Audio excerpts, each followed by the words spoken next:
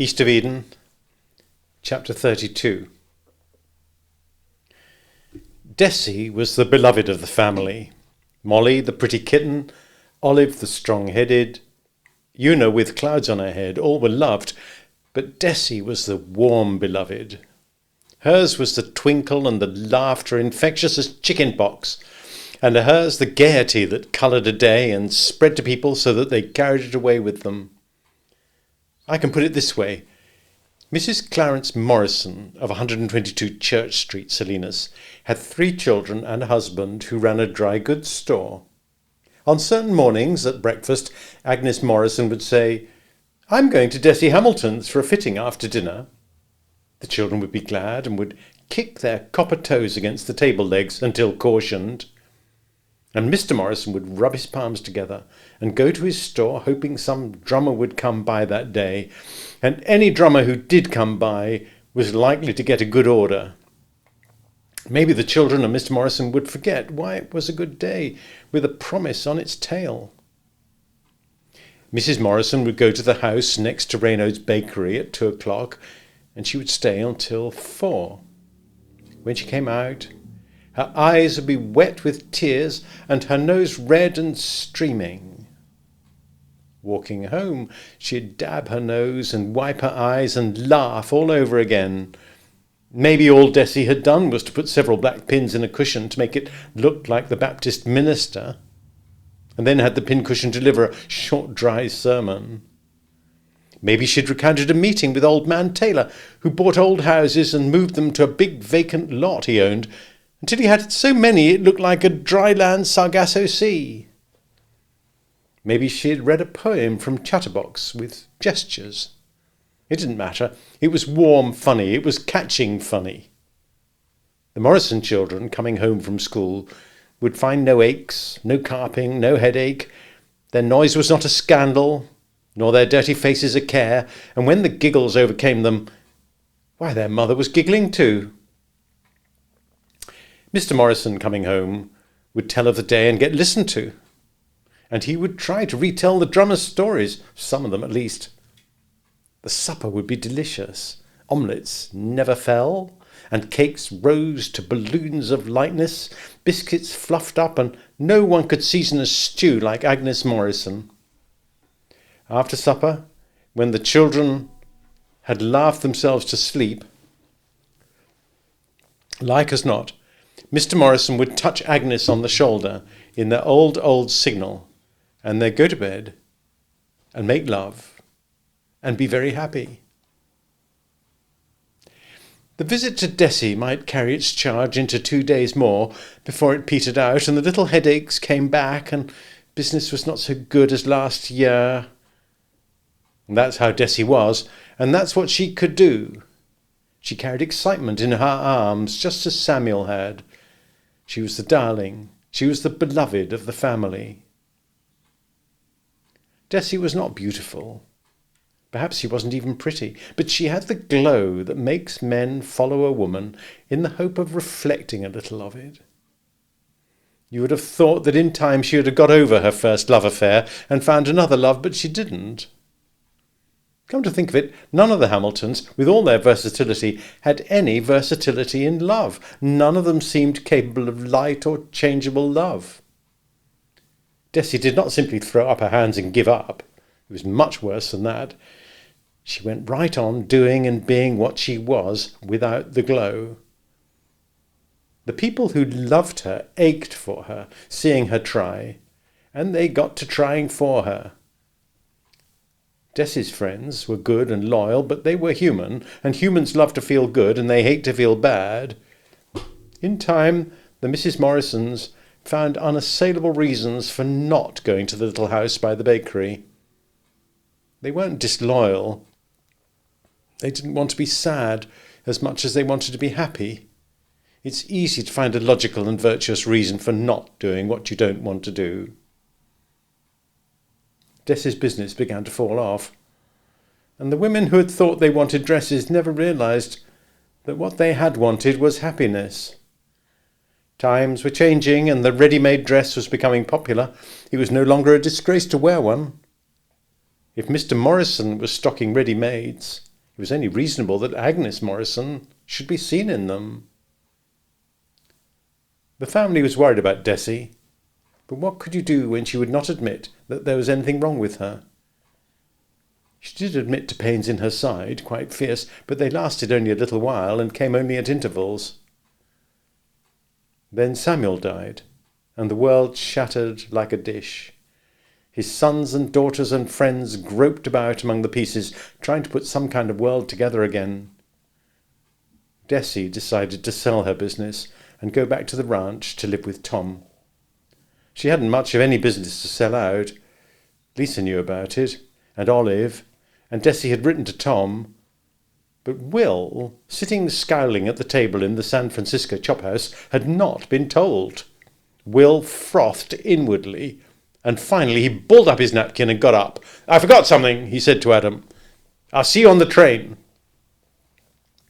He walked the half-block to Dessie's house and went through the high-grown garden and rang Dessie's bell. She was having her dinner alone. She came to the door with her napkin in her hand. "Why, hello, Will," she said, and put up her pink cheek for him to kiss. "When did you get in town?" "Business," he said. "Just here between trains. I want to talk to you." She led him back to her kitchen and dining room combined, a warm little room papered with flowers. Automatically she poured a cup of coffee and placed it for him and put the sugar bowl and the cream pitcher in front of it. "Have you seen Mother?" she asked. "I'm just here over trains," he said gruffly. "Dessie, is it true you want to go back to the ranch?" "I was thinking of it." "I don't want you to go." She smiled uncertainly. "Why not? What's wrong with that? Tom's lonely down there." "You've got a nice business here," he said. "I haven't any business here," she replied. "I thought you knew that." "I don't want you to go," he repeated sullenly. Her smile was wistful, and she tried her best to put a little mockery in her manner. "My big brother is masterful. Tell Dessie why not." "It's too lonely down there." "He won't be as lonely with the two of us." Will pulled at his lips angrily. He blurted, "Tom's not himself. You shouldn't be alone with him." "Isn't he well? Does he need help?" Will said, "I didn't want to tell you. I don't think Tom's ever got over the death. He's strange." She smiled affectionately. "Will, you've always thought he was strange. You thought he was strange when you didn't like business." "Oh, that was different, but now he's broody. He doesn't talk. He goes walking alone in the hills at night. I went out to see him, and he's been writing poetry. Pages of it all over the table." "Didn't you ever write poetry, Will?" "I did not." "I have," said Dessie. "Pages and pages of it, all over the table." "I don't want you to go." "Let me decide," she said softly. "I've lost something. I want to try and find it again." "Oh, you're talking foolish." She came round the table and put her arms around his neck. "Dear brother," she said, "please let me decide." He went angrily out of the house and barely caught his train. Tom met Dessie at the King City station. She saw him out of the train window, scanning every coach for her. He was burnished, his face shaved so close that its darkness had a shine like polished wood. His red moustache was clipped. He wore a new Stetson hat with a flat crown, a tan Norfolk jacket with a belt buckle of mother of pearl. His shoes glinted in the noonday light so that it was sure he had gone over them with his handkerchief just before the train arrived. His hard collar stood up against his strong red neck, and he wore a pale blue knitted tie with a horseshoe tie pin. He tried to conceal his excitement by clasping his rough brown hands in front of him. Dessie waved wildly out of the window, crying, "Here I am, Tom, here I am!" although she knew he couldn't hear her over the grinding wheels of the train as the coach slid past him. She climbed down the steps and saw him looking frantically about in the wrong direction. She smiled and walked up behind him. "I beg your pardon, stranger," she said quietly. "Is there a Mr. Tom Hamilton here?" He spun around and he squealed with pleasure and picked her up in a bear hug and danced her around.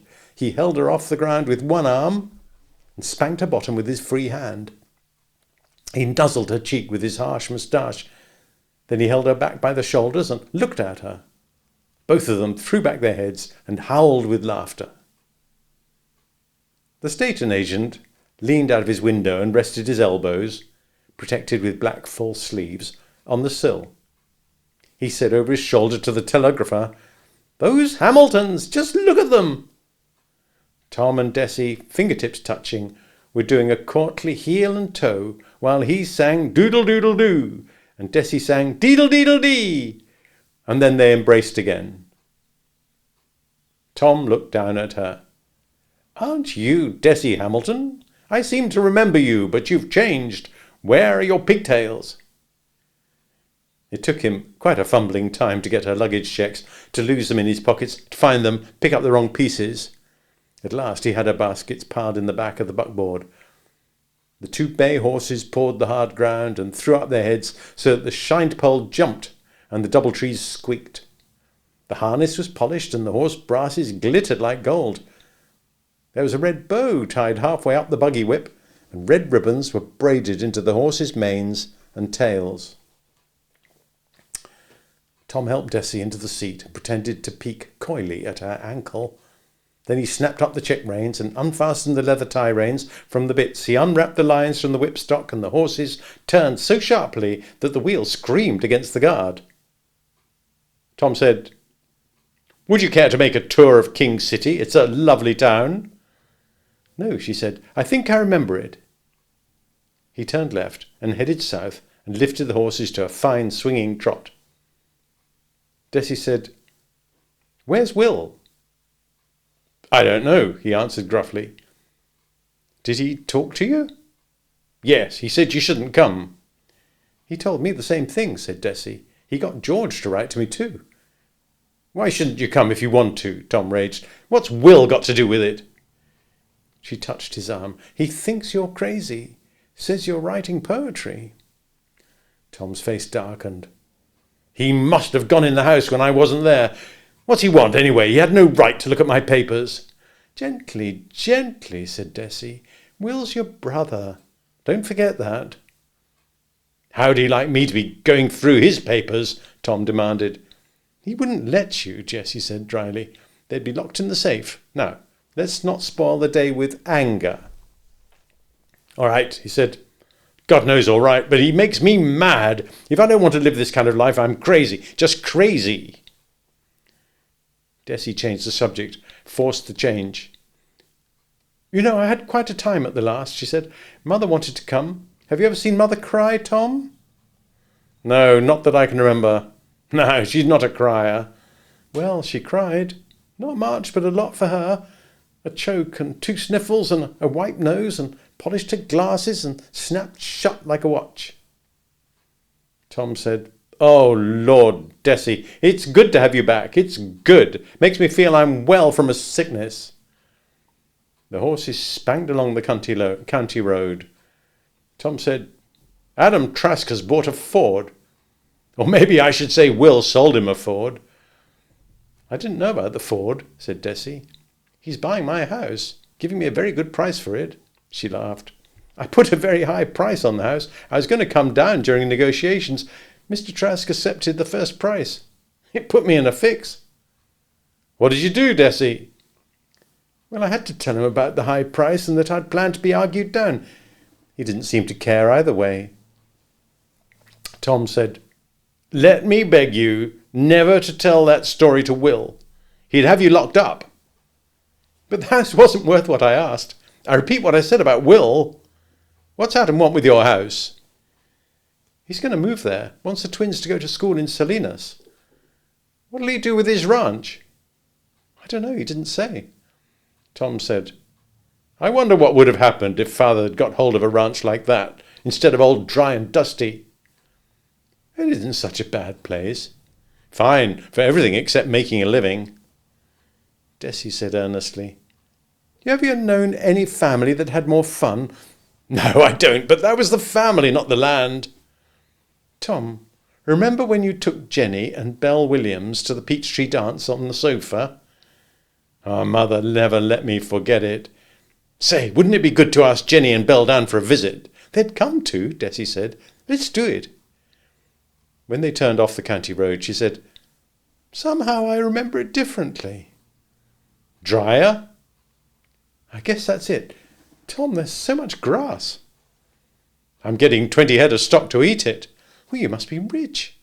"No, and the good year will break the price of beef. I wonder what Will do. He's a scarcity man. He told me. He said, 'Always deal in scarcities.' Will's smart." The rutty road hadn't changed, except that the ruts were deeper and the round stones stuck up higher. Dessie said, "What's the card on that mesquite bush?" She picked it off as they drove by, and it said, "Welcome home."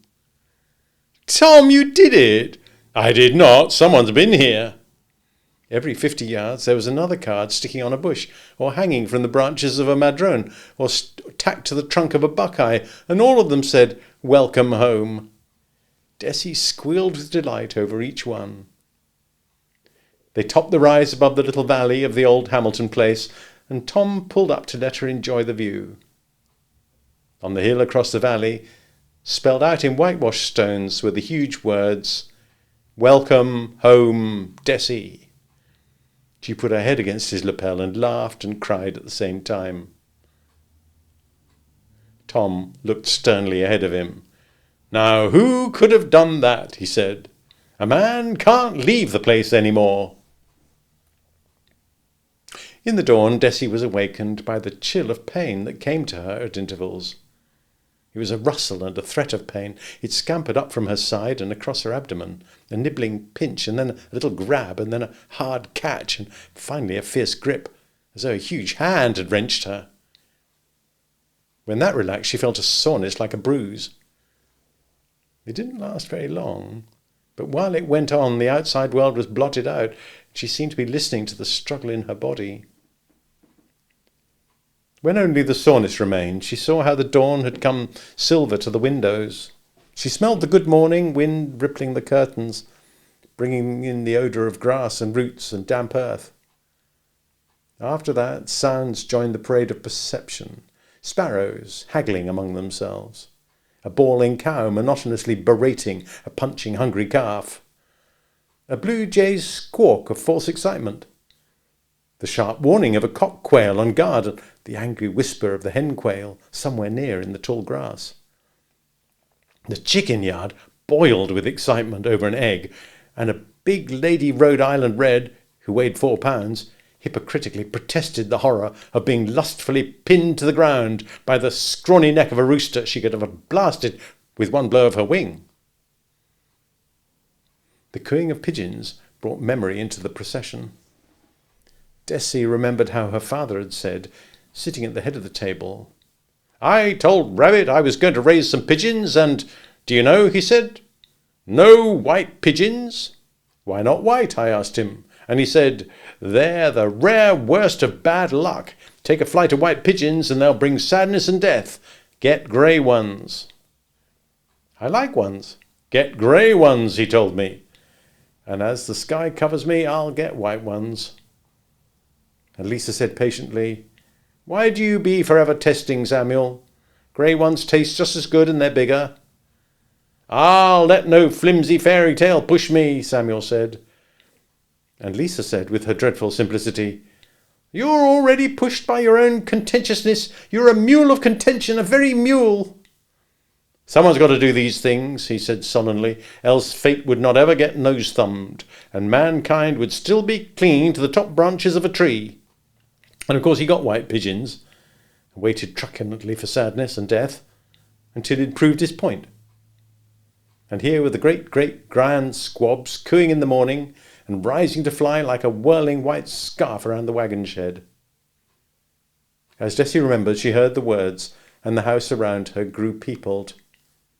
Sadness and death, she thought, and death and sadness, and it wrenched in her stomach against the soreness. You just have to wait around long enough, and it will come. She heard the air whooshing into the big bellows in the forge, and the practised tap for range of hammer on anvil. She heard Lisa open the oven door and the thump of a kneaded loaf on the floury board. Then Joe wandered about, looking in unlikely places for his shoes. and at last found them where he had left them under the bed. She heard Molly's sweet high voice in the kitchen, reading a morning text from the Bible, and Una's full, cold, throaty correction. And Tom had cut Molly's tongue with his pocket knife and died in his heart when he realised his courage. "Oh, dear Tom," she said, and her lips moved. Tom's cowardice was as huge as his courage, as it must be in great men. His violence balanced his tenderness, and himself was pitted battlefield of his own forces. He was confused now, but Dessy could hold his bit and point him the way a handler points a thoroughbred at the barrier to show his breeding and his form. Dessy lay part in pain, and a part of her dangled still in sleep, while the morning brightened against the window. She remembered that Molly was going to lead the Grand March at the 4th of July picnic, with no less than Harry Forbes, State Senator. And Dessy had not finished putting the braid on Molly's dress. She struggled to get up. There was so much braid, and here she lay drowsing. She cried, "I'll get it done, Molly. It will be ready." She got up from her bed and threw her robe around her and walked barefooted through the house crowded with Hamiltons. In the hall, they were gone to the bedrooms. In the bedrooms, with beds neat made, they were all in the kitchen. And in the kitchen they dispersed and were gone. Sadness and death. The wave receded and left her in dry awakeness. The house was clean, scrubbed and immaculate, curtains washed, windows polished, but all as a man does it. The ironed curtains did not hang quite straight, and there were streaks on the windows, and a square showed on the table where a book was moved. The stove was warming, with orange light showing around the lids, and the soft thunder of a draughty flame leaping past the open damper. The kitchen clock flashed its pendulum behind its glass skirt, and it ticked like a little wooden hammer striking on an empty wooden box. From outside came a whistle as wild and raucous as a reed, and pitched high and strange. The whistling scattered a savage melody. Then Tom's steps sounded on the porch, and he came in with an armload of oak wood so high he could not see over it. He cascaded the wood into the wood box. "You're up," he said. "That was to wake you if you were still sleeping." His face was lighted with joy. "This is a morning light as down, and no time to be slugging." "You sound like your father," Dessy said, and she laughed with him. His joy hardened to fierceness. "Yes," he said loudly, "and we'll have that time again, right here. I've been dragging myself in misery like a spine-broken snake. No wonder Will thought I was cracked. But now you're back, and I'll show you. I'll breathe life into life again. Do you hear? This house is going to be alive." "I'm glad I came," she said. And she thought in desolation how brittle he was now, and how easy to shatter, and how she would have to protect him. "You must have worked day and night to get the house so clean," she said. "Nothing," said Tom. "A little twist with the fingers." "I know that twist. But it was with bucket and mop and on your knees, unless you've invented some way to do it by chicken power or the harnessed wind." "Invented? No. That's why I have no time. I've invented a little slot that lets a necktie slip around freely in a stiff collar." "You don't wear stiff collars." "I did yesterday. That's when I invented it. And chickens. I'm going to raise millions of them. Little houses all over the ranch, and a ring on the roof to dip them in a whitewash tank. And the eggs will come through on a little conveyor belt. Here, I'll draw it." "I want to draw some breakfast," Dessy said. "What's the shape of a fried egg? How would you colour the fat and lean of a strip of bacon?" "You'll have it," he cried, and he opened the stove lid and assaulted the fire with the stove lifter until the hairs on his hand curled and charred. He pitched wood in and started his high whistling. Dessy said, "You sound like some goat-foot with a wheat flute on a hill in Greece." "What do you think I am?" he shouted. Dessy thought miserably, if his is real, why can't my heart be light? Why can't I climb out of my grey rag bag? "I will," she screeched inside herself. "If he can, I will. She said, Tom? Yes? I want a purple egg.